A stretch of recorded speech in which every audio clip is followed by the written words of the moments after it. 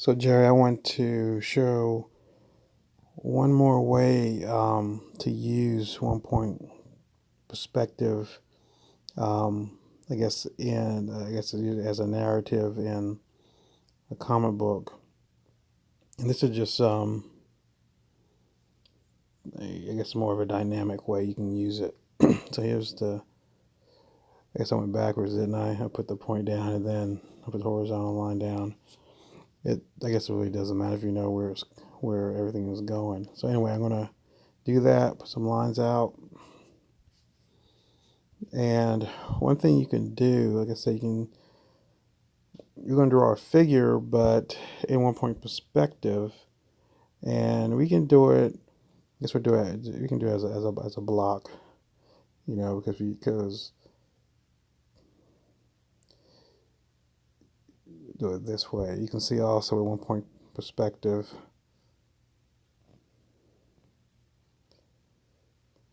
Even with this, you can see how this is a way to also build a city or something, looking at it through another way of 1 point perspective.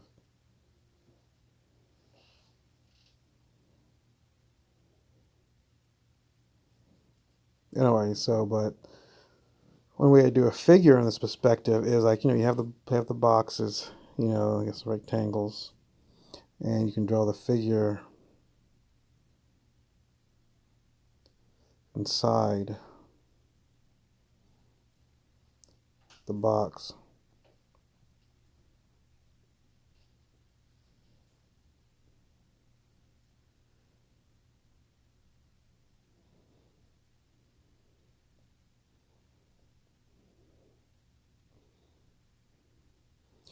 I guess for me, this would be like the Superman, or more like the I think the Green Lantern kind of flying pose. I think I've seen a lot of artists who draw Green Lantern. When they have to draw like more than one Green Lantern flying in space or so forth, they always have like these dynamic poses using uh, 1 point perspective.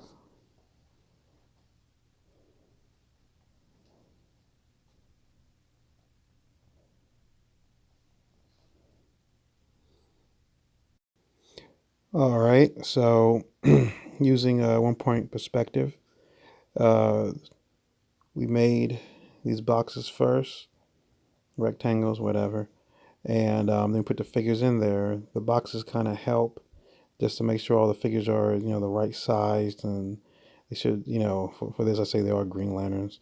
They all should be about the same size, and also just help with keeping them in perspective. But let's say you want to use 1 point perspective, but you don't want to use these boxes.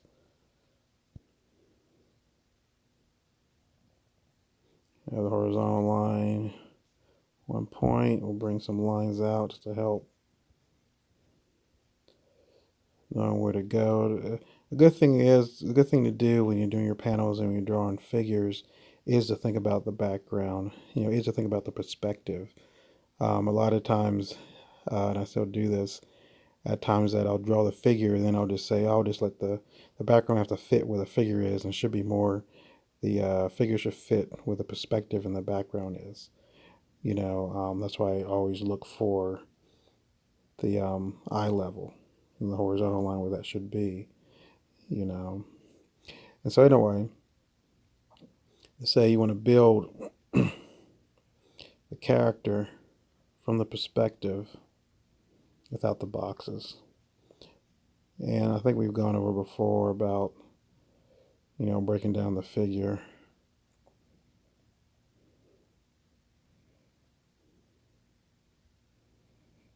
Like in circles or so forth. Let me change the color of that. Try to put some a little bit. Try to close the show some more detail.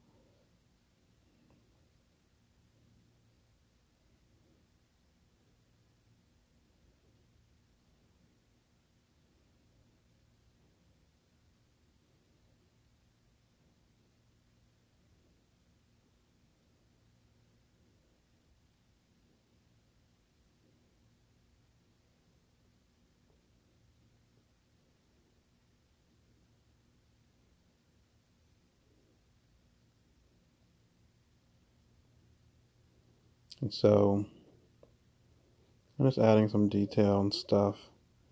Still, 1 point perspective.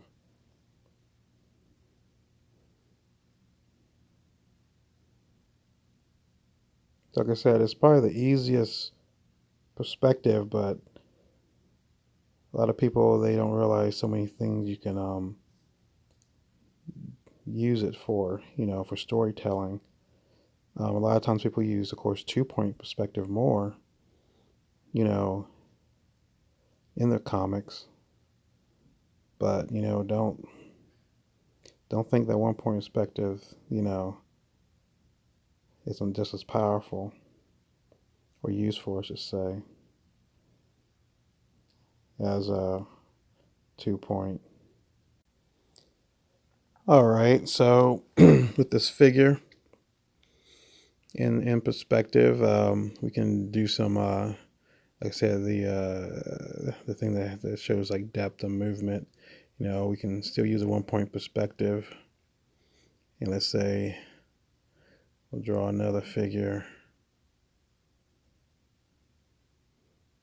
right here. Then we can draw, let's say we draw another figure a little bit bigger, still using 1 point perspective.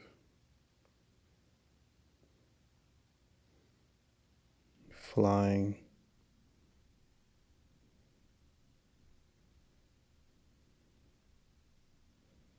down here.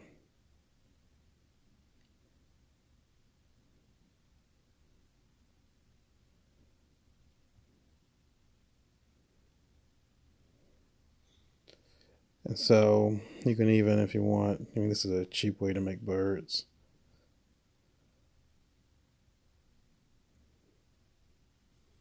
Or if you want, you can actually maybe get a reference. Actually draw some birds. So use a 1 point perspective. These birds look terrible. Oh wow, they're like mutated birds. So, anyways, and then you can actually see this. This is the eye level, but because they're flying, so forth, you can actually. We're gonna erase that and come down here. And let's say or we can say they're flying over some mountains.